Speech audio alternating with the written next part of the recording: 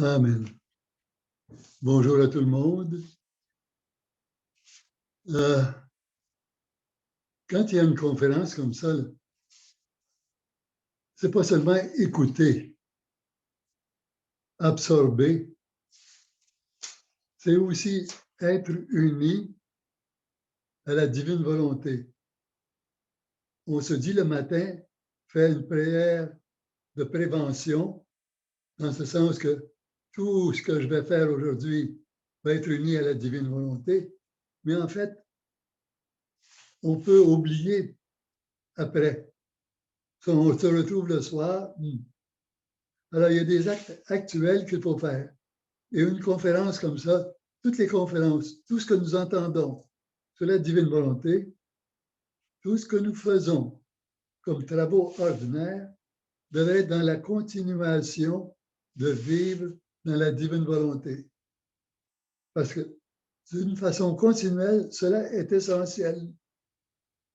Quand on sera au ciel, on ne sera pas au ciel par morceaux.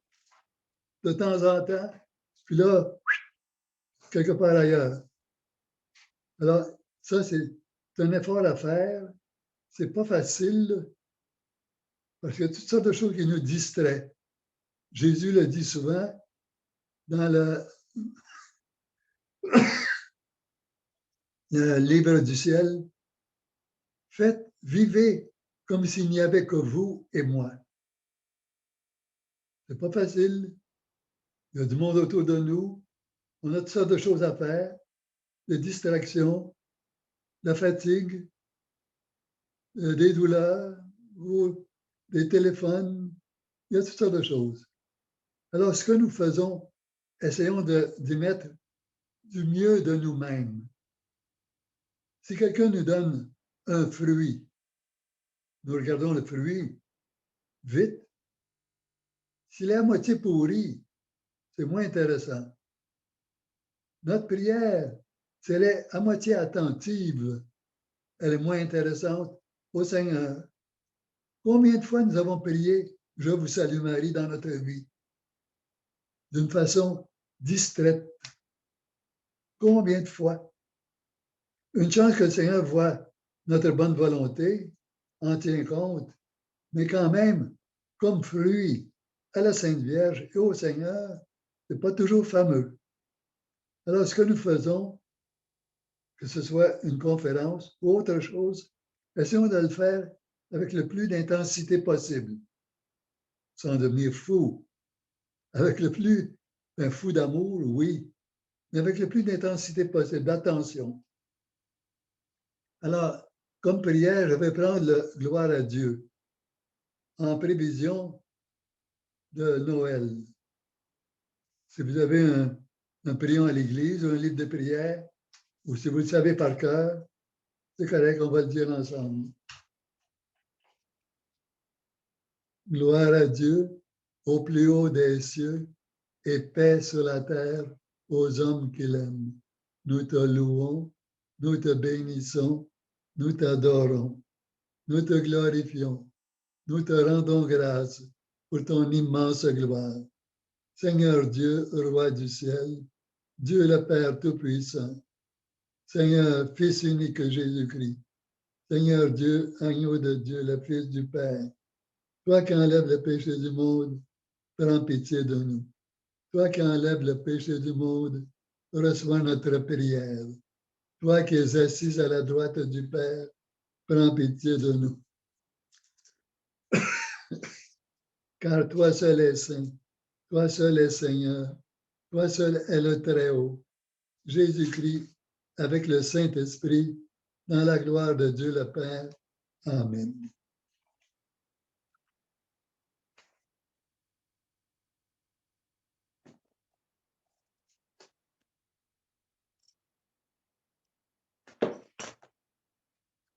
Alors, aujourd'hui, le sujet, c'est essayer de deviner. Vous pouvez essayer. Vous pouvez essayer 5 fois. C'est Saint Joseph. Noël. Saint Joseph. Ah oui. Saint Joseph. Parce que lui aussi était là à Noël. Mais on l'oublie, Saint Joseph. On le met de côté. En fait, ça a pris 20 siècles, 2000 ans, pour qu'on commence à l'étudier. En fait, il y en a qui l'ont étudié un peu avant, mais en prendre conscience de ce qu'il est. Jésus en parle de temps en temps dans son livre du ciel. On s'est demandé déjà, est-ce que Saint Joseph était dans la divine volonté? Ça n'existait pas. C'est venu avec Luisa Picaretta. Jésus dit que oui, il était dans la divine volonté. Pourquoi? Parce qu'il était avec Jésus et Marie. Joseph a été un protecteur. Quand on pense comme protecteur, on dit contre les lions, les loups, les bandits, les voleurs. Il a été un protecteur contre le monde ordinaire et contre les démons. C'est un grand saint. Il y a des démons qui l'ont dit déjà dans des exorcismes. C'est un très grand saint. Bon, on ne savait pas. Ça a été caché. Et lui a gardé la famille de Nazareth humble, petite, cachée. C'est certain que Jésus et Marie ont voilé leur grandeur spirituelle. Ça, c'est certain. Mais quand même, il y avait des choses qui sortaient de l'humanité de Jésus et de Marie. Si on se remet, ça c'est dans d'autres livres, dans un autre livre de Luisa Picaretta, Livre du ciel, quand Dieu a créé Adam et Ève, ils étaient en parfaite santé physique, parfaite santé morale, intellectuelle, spirituelle, totalement. Et leur santé n'était pas comme la nôtre actuellement. Même si quelqu'un se dit, je pète de santé. Ah, c'est rien ça. Adam et Ève avaient des parfums qui émanaient d'eux, qui les rendaient plus beaux que nous actuellement, comme lumineux, et qui démontraient une santé à toute épreuve. Mais ça, avec le péché originel, ça a été perdu. Peut-être que si quelqu'un arrive à vivre dans la divine volonté totalement, que le Seigneur peut permettre que cette personne ait une meilleure santé, passe à travers certaines épreuves. Ça ne veut pas dire éviter la souffrance, mais que cette personne passe à travers certaines épreuves dans lesquelles, normalement, cette personne-là n'aurait pas pu passer. Saint Joseph, c'était un homme divisé en deux, pas coupé en deux. D'une part, c'est un juif, il a été éduqué dans la religion juive, on dit monothéiste. Mono, ça veut dire un, théiste, Dieu. Il y a trois religions qui croient en un seul Dieu. Les catholiques ou les chrétiens, les musulmans et les juifs. Les autres religions croient en plusieurs dieux. Il y a un arbre spécial, une montagne spéciale, un lac spécial. Alors, les païens appellent ça un dieu, d'une divinité, ou toutes sortes de choses. Lui, Joseph, a été élevé dans une religion monothéiste, un seul Dieu.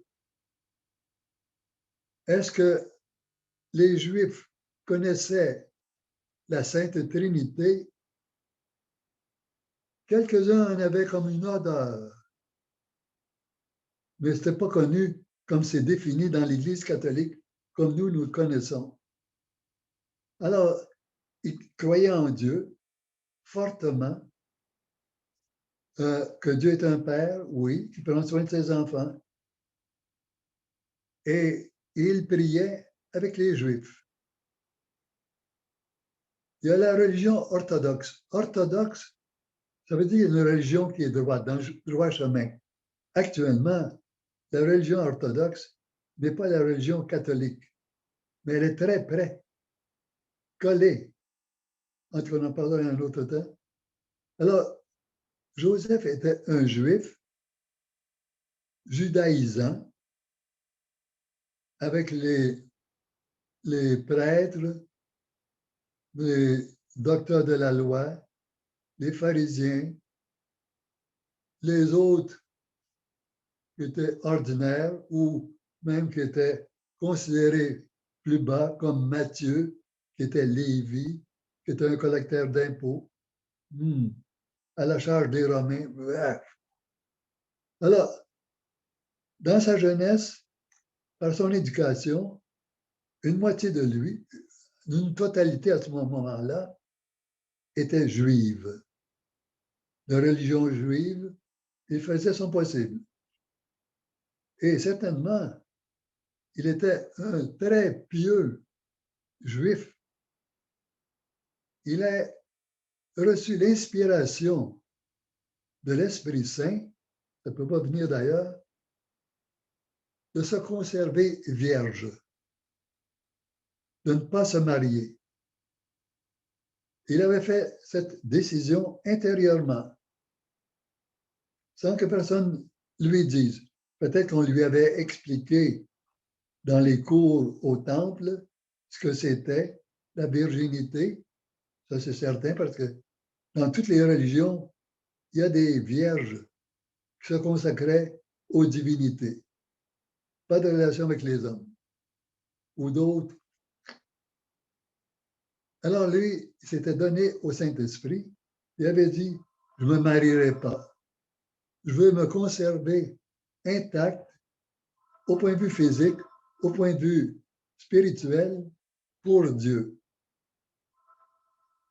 Alors, un jour, ça c'est la deuxième partie qui commence, il a été inspiré d'aller à une réunion. Est-ce que c'est quelqu'un, un autre ami, quelqu'un qui lui a dit, il y a quelque chose qui se passe, vas-y, ou si c'est l'Esprit Saint, directement, je ne peux pas vous le dire. Mais en tout cas, il a écouté cette inspiration parce qu'elle était plus forte que juste un appel humain. Et là, c'était le choix pour Marie au temple d'un époux. Marie avait suivi, elle aussi, de son côté, comme juive, ce qu'il fallait au temple. Elle avait été éduquée au temple, que n'avait pas tout le monde cette chance, ce que tout le monde n'avait pas comme chance d'aller au temple. Alors, elle était sortie maintenant prête à marier. Elle aussi avait fait ce vœu de virginité. En tout cas, elle était soumise à la volonté de Dieu. Elle n'a pas dit non, non, non, non, moi, je ne veux pas me marier. Elle n'a rien dit. Seigneur, tout est à toi. Fais comme tu veux. Tu sais ce que tu m'as suggéré. J'ai dit oui. Alors, je te laisse tout entre tes mains. Alors, elle aussi arrive là, dans cette réunion-là. C'était plus publicisé avec ce désir de ne pas se marier. Mais là, il faut qu'elle se marie. Elle écoute les prêtres du temple. Et Joseph arrive. Est-ce qu'il connaissait Marie? Je ne sais pas. Mais peut-être qu'il n'avait pas mis son attention sur aucune jeune fille pour se consacrer à Dieu, vraiment. Alors, il arrive là-dedans, et puis on lui dit, il faut que tu mettes quelque chose de toi en avant comme représentation ou un cadeau ou quelque chose de toi. Il n'y avait rien. Il était pauvre. C'est un pauvre de pauvres parents. Il avait appris à travailler le bois comme menuisier. Mais c'était un jeune homme. Souvent, on nous le représente. Il marie la Sainte Vierge qui est toute jeune, toute pimpante, toute belle. Puis là, on le voit un petit vieux, ou bien il est complètement chauve, une grande barbe, ou bien il a des gros cheveux blancs, pour montrer que Saint Joseph aurait eu aucune attirance sexuelle ou sentimentale envers Marie. Mais en fait, c'est un jeune homme parfait, comme tout le monde. Alors, il arrive là, puis, il dit, ouais. Alors, il n'y avait rien, il y avait un bâton dans les mains avec lequel il se promenait. Alors, il dit, faut que tu dois, j'ai rien sur moi, même pas une pièce d'argent, non. Ben, j'ai mon bâton, ben, on va mettre ça. Alors, il mettait ça là, devant tout le monde, et puis le prêtre, ou les prêtres faisaient une prière pour que Dieu donne un signe. Et là, le signe est arrivé. Sur le bâton a fleuri un lys. Et tout le monde a regardé. Il y en a qui avaient offert des beaux cadeaux, d'autres ordinaires, d'autres de l'argent, toutes sortes de choses pour une mariée. Je ne sais pas qu'ils avaient offert des beignes, mais en tout cas, tout le monde a regardé. Ils ont vu le lys fleurir, devenir beau, pétant de vie. Elles ont dit, c'était qui ça? Alors, il y en a un qui a dit, c'est lui, ce gars-là. Va le chercher. Alors, il est obligé d'aller en avant. Lui aussi était surpris. Joseph, qu'est-ce que c'est ça, cette affaire-là? Ah, là, je suis mal pris. Puis moi qui fais vœu de virginité, je vais être obligé de marier cette fille-là. Mais il n'a pas fait de grimace. Seigneur, je ne comprends pas trop, mais que ta volonté soit faite. Alors déjà, il commençait à sortir de cette période de moitié juif complètement pour devenir chrétien avec le Christ, avec Jésus, avec Marie. Là commençait une deuxième partie. Et c'est cette partie-là que dans l'Église catholique, nous conservons. Il est le protecteur de l'Église catholique, le saint dans l'Église catholique. Il y a une prière dans les exorcismes, une prière pour Joseph, terreur des démons. C'est-à-dire, c'est un grand saint, mais ça a toujours été caché. Quand on était jeune, on disait qu'il y avait la Sainte Vierge et Jésus, et puis il y a Saint Joseph qui les accompagne, il est là comme le bâton de marche. En fait, c'est un grand saint. Il a pris soin de différentes façons de la Sainte Famille. C'était un homme pauvre. Ça veut dire dénué de tout orgueil. Il n'avait pas de science spéciale. Ce n'était pas un maître, un charpentier ou un maître menuisier qui enseignait aux autres. Il faisait sa petite affaire pour travailler, pour vivre, se faire vivre. Alors, un homme tout à fait petit, un néant. Et c'est ce qui est requis de nous, de devenir néant, ce qui n'est pas facile. Il y a notre colonne vertébrale, physiquement, et de là, il y a toutes sortes d'ossements, de nerfs, de muscles, de sang, de vie qui se fait à partir de notre colonne vertébrale. Et c'est celle-là qui nous guide.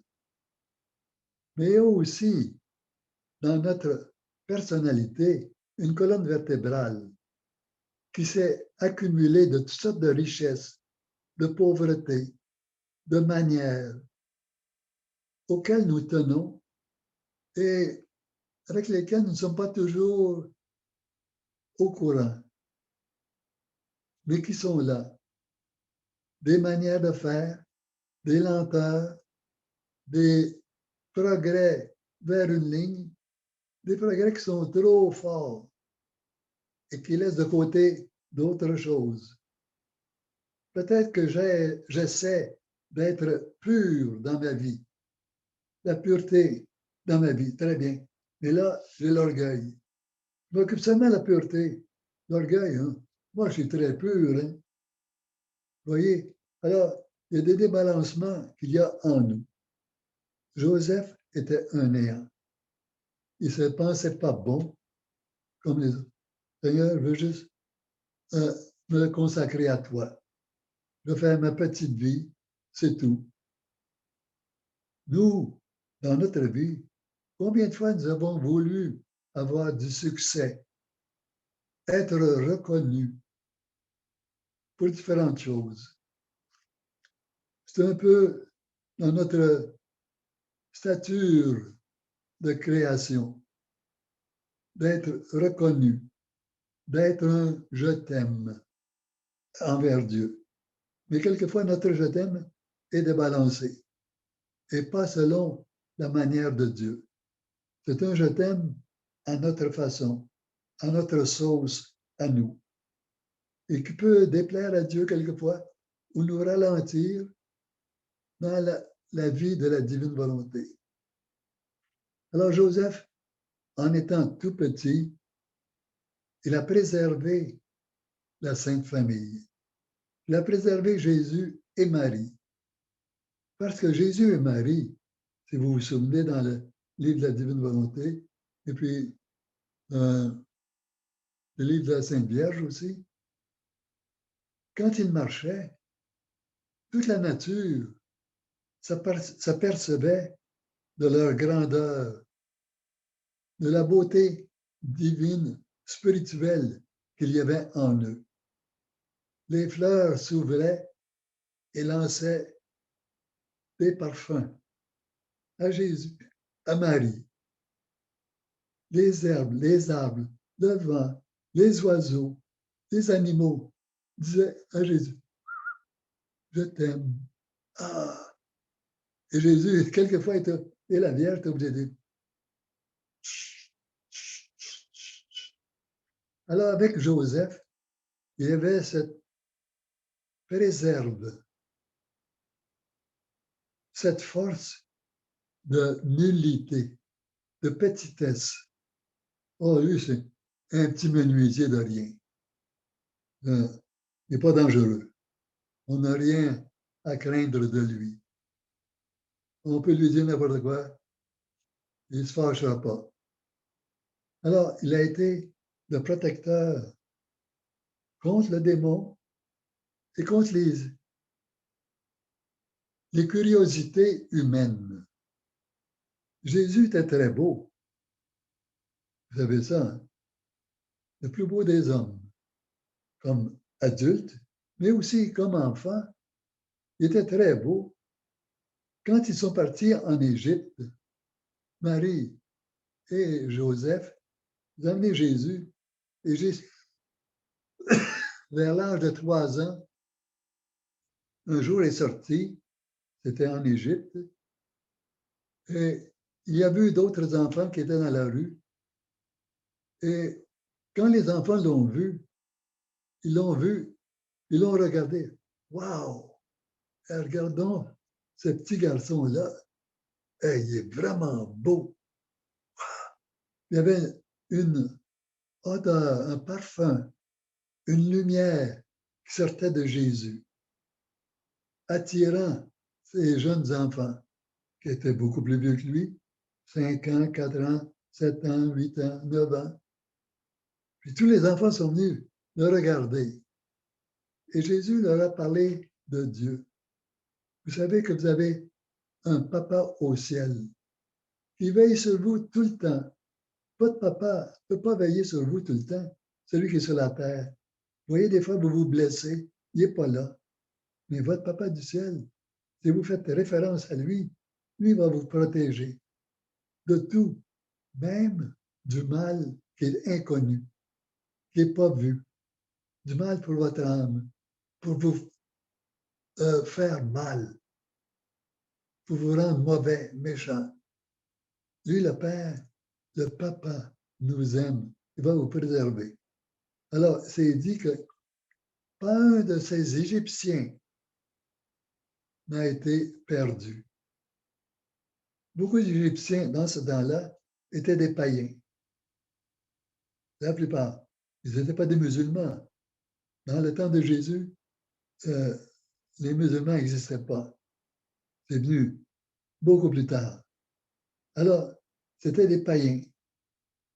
Mais tous ceux-là qui écoutaient, ça n'a pas été seulement une fois, plusieurs fois, Jésus, ont tous été sauvés. Tellement la force spirituelle de Jésus était grande. Et nous, qui sommes dans son Église, nous avons cette chance renouvelée chaque jour d'écouter Jésus, de lire ce qu'il nous dit. Alors Joseph aussi nous protège, parce que nous aussi, nous entrons dans la Sainte Famille.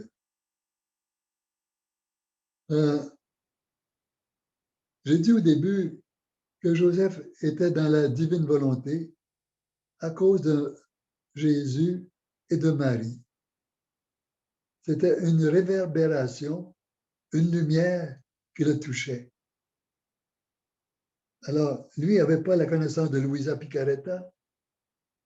Il était, avec Jésus et Marie, soumis à eux. Eux étaient soumis à lui, mais lui était soumis à eux aussi. Alors, il y avait comme des antennes pour voir Jésus, pour l'entendre, le percevoir, et la Sainte Vierge aussi.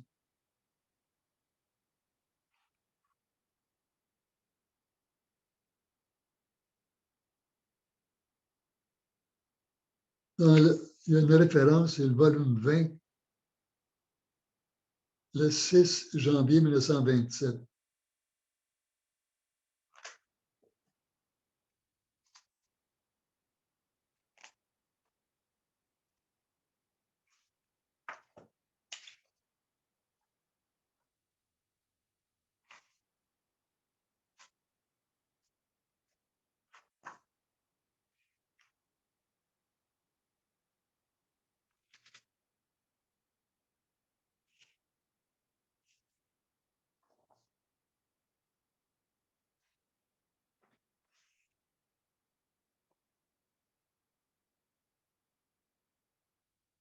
Jésus qui dit à Louisa, ma fille, voici l'ordre de ma divine providence. Pour le grand prodige de mon incarnation, j'ai choisi une vierge humble et pauvre. Et comme gardien qui agissait pour moi comme un père, un homme vierge, Saint Joseph, si pauvre qu'il avait besoin de travailler pour soutenir notre famille. Tu vois que dans les plus grandes œuvres, et le mystère de mon incarnation ne pouvait être plus grand, nous choisissons toujours des personnes qui n'attirent pas l'attention, parce que les dignités, les sceptres et les richesses sont toujours des fumées qui aveuglent l'homme et l'empêchent de pénétrer dans les mystères célestes.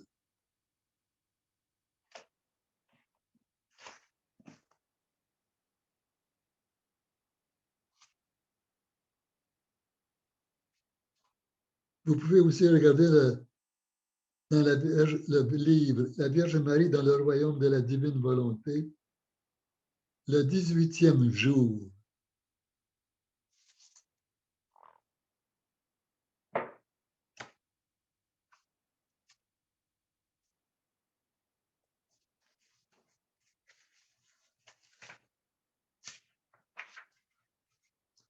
Moi, j'ai la page 63 en bas.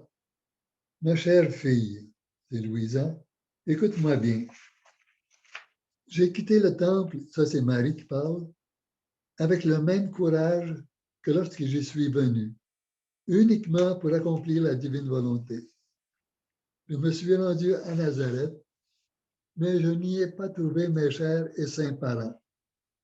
Durant le voyage, j'étais accompagné uniquement de Saint Joseph, que je voyais comme un ange gardien donné par Dieu, bien que j'avais aussi une cohorte d'anges qui m'accompagnaient. Toutes les choses créées s'inclinaient à mon passage, et moi, en tant que reine, je les baisais et les saluais en guise de remerciement. C'est ainsi que nous arrivâmes à Nazareth. Je dois te dire que Saint Joseph et moi, nous nous regardions avec réserve et modestie. Nous avions le cœur gros parce que chacun voulait faire savoir à l'autre que nous avions fait à Dieu le vœu de virginité perpétuelle. Finalement, le silence fut rompu et chacun de nous déclara ce fait. Oh, comme nous nous sommes sentis heureux! En rendant grâce au Seigneur, nous nous sommes promis mutuellement de vivre comme frères et sœurs. J'étais très attentionné en le servant. Nous nous regardions l'un l'autre avec vénération. Une grande paix régnait entre nous. Oh, si tous voulaient se refléter en moi en m'imitant. Je m'adaptais très bien à une vie ordinaire. Je ne laissais rien paraître extérieurement de ces grands océans de grâce que je possédais.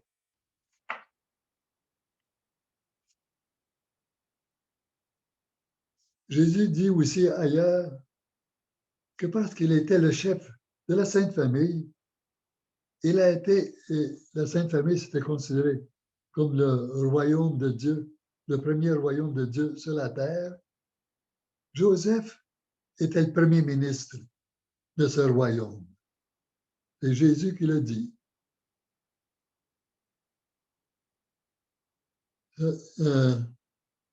C'est au volume 24, le 7 juillet 1928.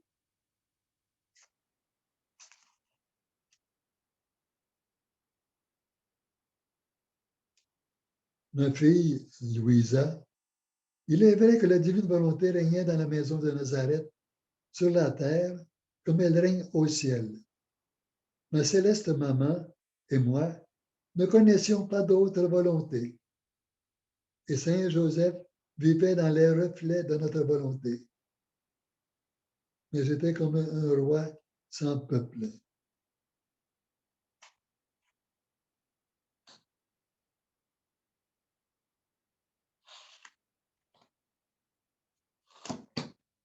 Alors j'ai perdu la place où Jésus déclare que Joseph est le premier ministre du royaume de la divine volonté sur la terre. Il a vécu dans ce royaume. Référence, le livre 1, volume 1, à la page 5.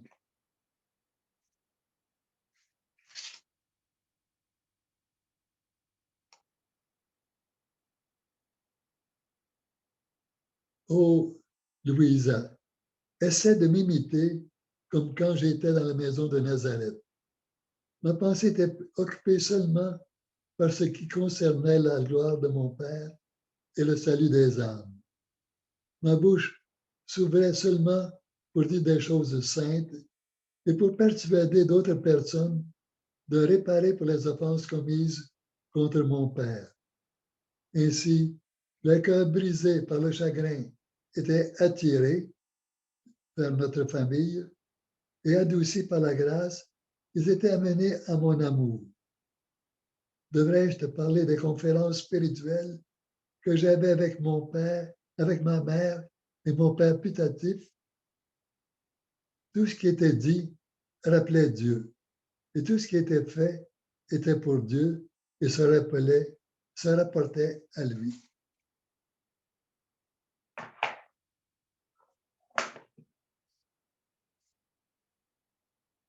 Jésus, Marie et Joseph ont passé le test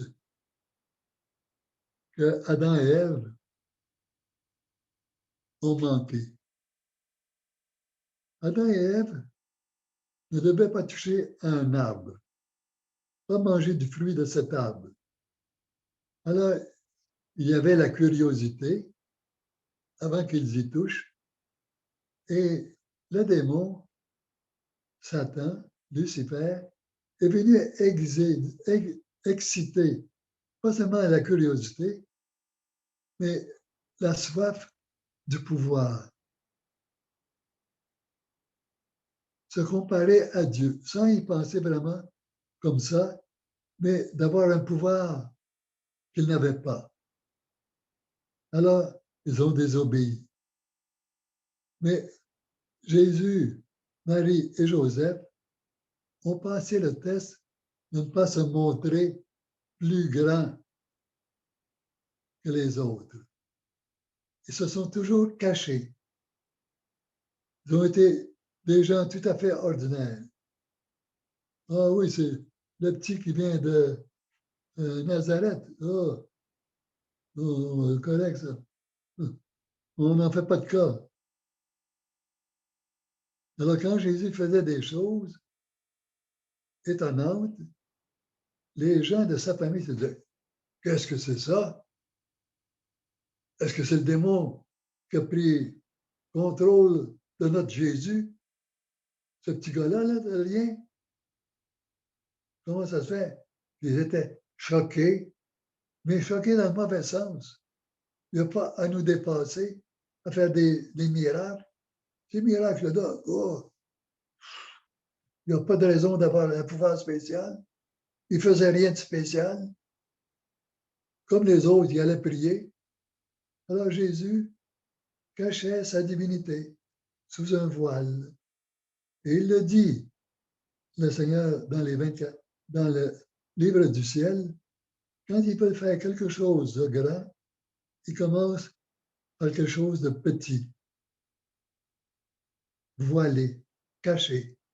Alors, plus nous sommes humbles, petits, néants, conscients de nos fautes.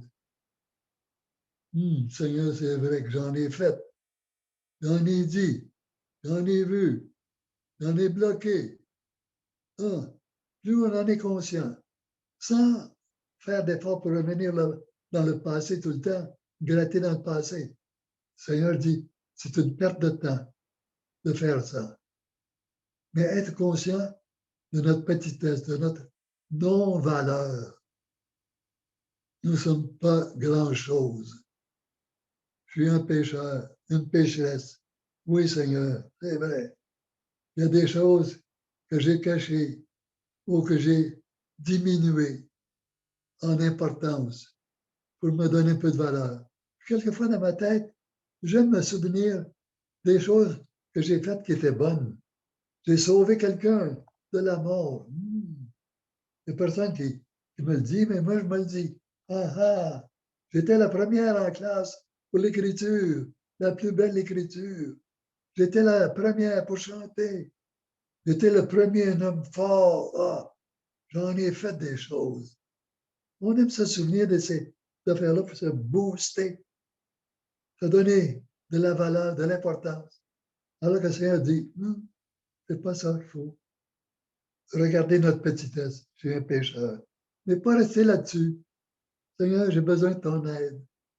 Alors aide-moi.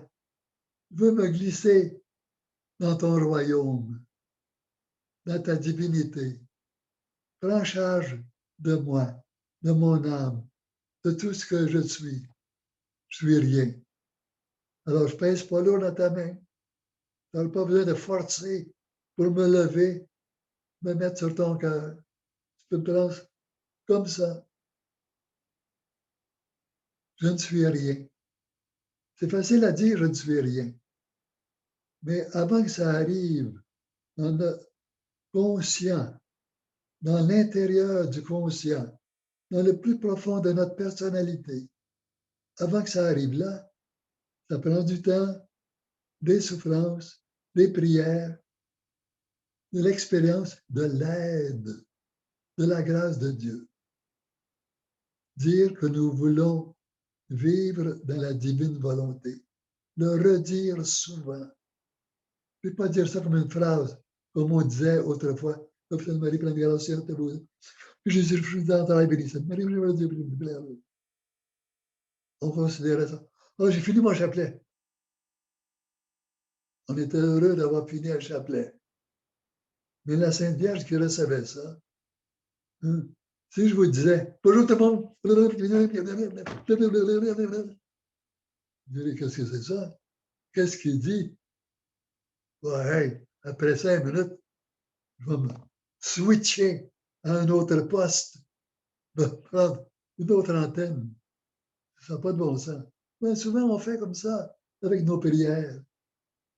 Alors, c'est mieux de s'arrêter, dire, Seigneur, ma prière, j'ai à apprendre, à revenir, aide-moi. Je vois que si je compte tous les je dois vous saluer que j'ai dit dans ma vie, avec attention, je vais les mettre sur le côté d'une balance. Et ceux que j'ai dit sans attention, je vais les mettre sur l'autre côté de la balance. Ça va être 10 tonnes contre une demi-once. Ça va faire pling! Nos prières ont été souvent comme ça. Mais justement, dans la divine volonté, il y a de l'aide. Pourquoi? Parce que nous sommes liés au divin en désirant vivre dans la divine volonté. Quand on désire vivre dans la divine volonté, on commence à vivre. Mais ça ne veut pas dire qu'on a déjà le cadeau de la divine volonté, d'être rendu au summum de la divine volonté, comme Marie, comme Louisa. Ah, loin de là. Mais nous sommes sur le bon chemin et Jésus nous prend en charge. Alors, c'est bon de renouveler ce désir. Seigneur, je veux vivre dans la divine volonté. Avec toi, aide-moi. Je suis distrait, je pense à d'autres choses. Je fais mal ce que j'ai à faire. Je fais mal aux autres. Je distrais peut-être les autres aussi. Le bien que je voudrais faire, comme disait Saint Paul, je ne le fais pas. Le mal que je ne veux pas faire, je le fais. Ça ne veut pas dire qu'on est toujours coupable, mais quand même, le bien n'est pas comme Jésus le veut. Alors, c'est pour ça qu'il faut revenir souvent à cette base. Seigneur, je veux vivre dans ta divine volonté. Aide-moi. Et il nous aide en nous procurant les volumes de la divine volonté, en les lisant. On dit que le père Thomas Chelso a lu, c'est un Américain, une vingtaine de fois tous les livres. Il y a peut-être 2400 pages de lecture.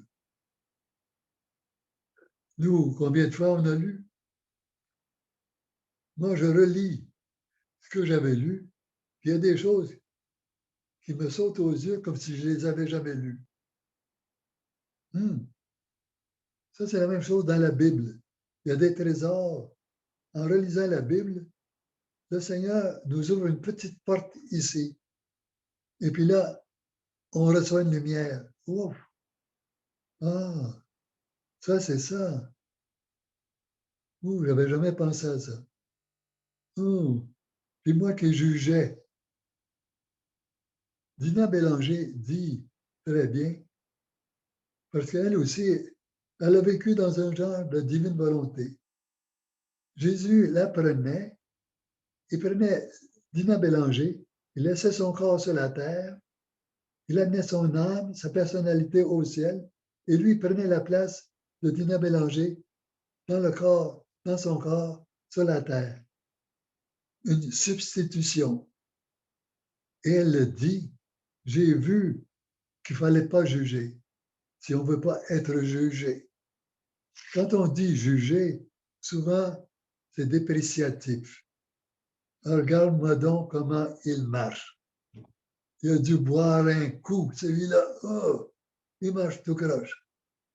Ou bien celle-là. Elle a un drôle de sourire, comme une grimace. Regarde-y dans le chapeau.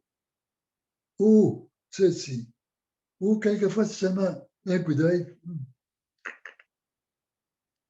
Mais ça se répercute à l'intérieur. Il y a des jugements qu'on fait. Et quelquefois, nous mettons des gens dans des prisons, nos prisons intérieures. Il est casé avec 18% de bons, 37% de bons. Celle-là, 68% de bons. Ah! Alors, on demande au Seigneur Jésus, quand on dit veut vivre dans la divine volonté, de nous éclairer. Joseph était ouvert à l'Esprit Saint. Et il était humble tout le temps.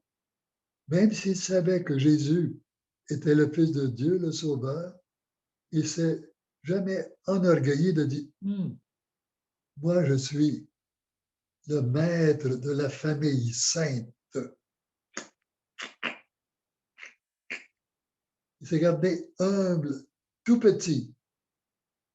C'est pour ça que les démons n'ont jamais vu, n'ont jamais mis d'efforts spéciaux pour venir l'attaquer et attaquer Jésus et la Sainte Vierge tout le temps. Sinon, Lucifer aurait envoyé tout l'enfer contre ces trois-là.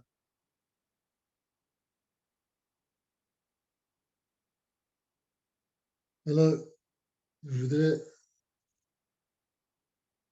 avant de terminer, vous lire quelque chose qui vous mette dans l'esprit du temps de Noël. C'est la Vierge Marie dans le royaume de la divine volonté, le 22e jour.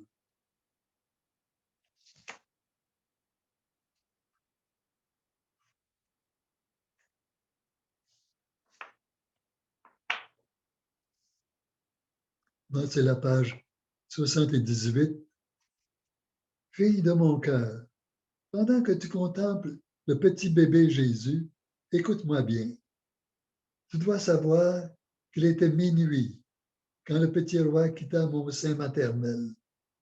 À ce moment, pour signifier ce qu'il venait accomplir dans les âmes, la nuit se changea en jour.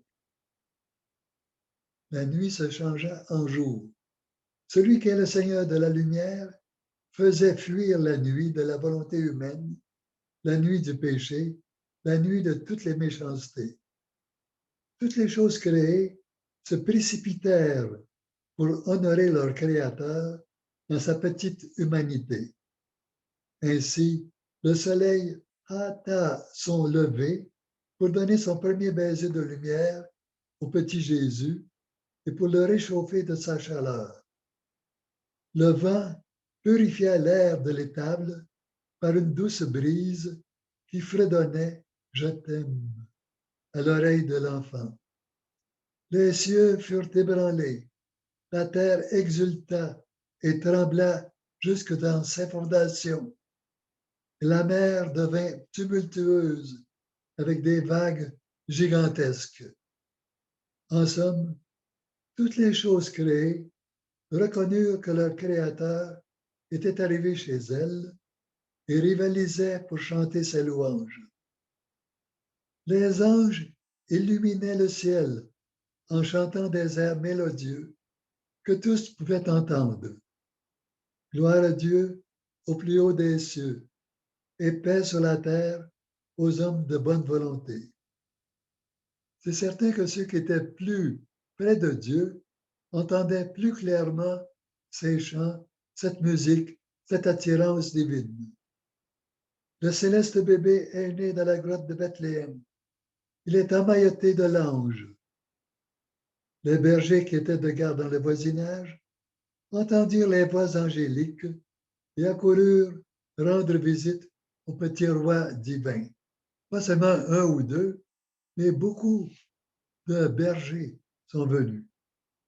Chère fille, quand j'ai reçu mon fils dans mes bras et lui ai donné mon premier baiser, c'est Marie qui parle, j'ai ressenti le besoin d'amour de lui donner quelque chose qui m'était propre. Et lui présentant ma poitrine, je lui donnai abondamment du lait formé en moi par le divin fiat. Qui pourrait raconter ce que j'ai alors ressenti, ainsi que les mers de grâce, les océans de grâce, d'amour et de sainteté que mon Fils me donna en échange. Ensuite, je l'emmaillotai dans des linges pauvres, mais propres, et le déposai dans la crèche. C'était sa volonté, et je ne pouvais rien faire d'autre que d'obéir.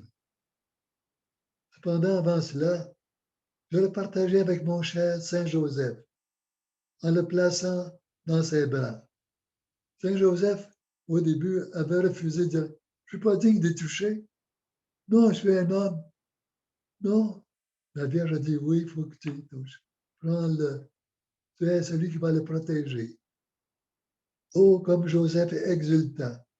Il le pressa sur son cœur et le charmant petit bébé versa des torrents de grâce dans son âme.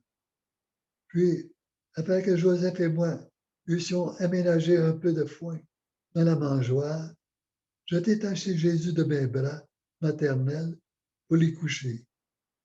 Marie aurait voulu le garder dans ses bras parce qu'elle savait que coucher dans le foin, c'est pas doux pour une peau de bébé, même une peau de plus vieille personne. C'est piquant. Charmé par la beauté du divin enfant, moi, Marie, je restais à genoux près de lui presque tout le temps, déployant des océans d'amour que la divine volonté avait formés en moi pour l'aimer, l'adorer et le remercier. Et que faisait le céleste bébé dans la mangeoire? Un acte continuel de la volonté de notre Père céleste. Cette volonté qui était aussi la sienne. Le bébé, il soupirait et pleurait, appelant ainsi toutes les créatures en leur disant par ses larmes d'amour, « Venez tous, mes enfants, par amour pour vous, je suis né dans la souffrance et dans les pleurs. Venez tous pour connaître les excès de mon amour. Donnez-moi un refuge dans vos cœurs. » Et c'était un va-et-vient continuel des bergers qui venaient le visiter. À chacun, il donnait un doux regard et un sourire d'amour, souvent accompagné de ses larmes. Maintenant, ma fille Louisa, un petit mot pour toi. Tu dois savoir que toute ma joie à moi, Marie, était d'avoir mon cher fils Jésus sur mes genoux. Mais la divine volonté me fit comprendre que je devais le laisser dans la mangeoire, à la disposition de tout le monde, afin que ceux qui le voulaient puissent le prendre dans leurs bras, le caresser et l'embrasser comme s'il était leur propre enfant. Il était le petit roi de chacun, et par conséquent, ils avaient le droit de lui faire une douce promesse d'amour.